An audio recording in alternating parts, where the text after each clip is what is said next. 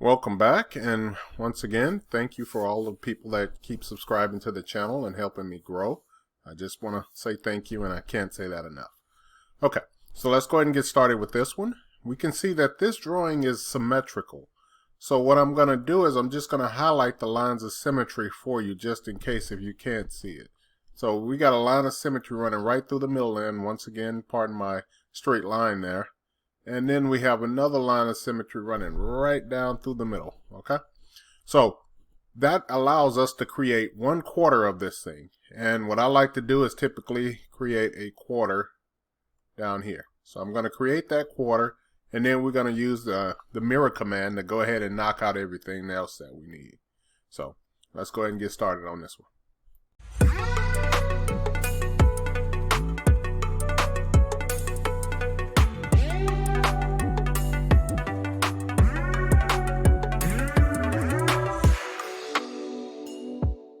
Okay, so some of the first things I'm going to go ahead and do is set up AutoCAD like I usually do. I turn the grid off, I leave my dynamic input on, and I make sure that my ortho is on, and then my O snaps here are turned on.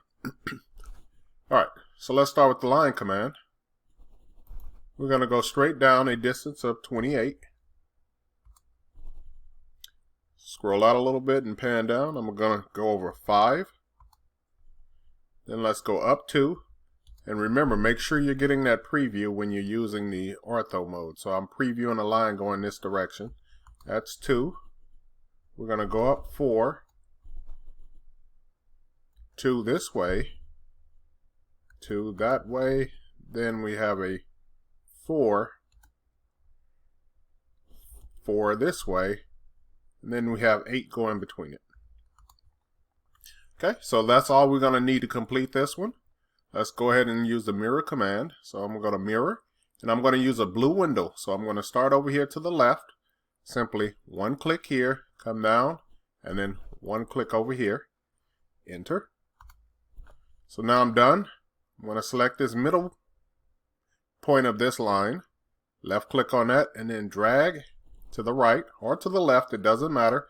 And make sure that your ortho is on, and that'll make sure that it locks and keeps it straight. So once you see it, go ahead and do a left click, and then just go ahead and hit enter to this.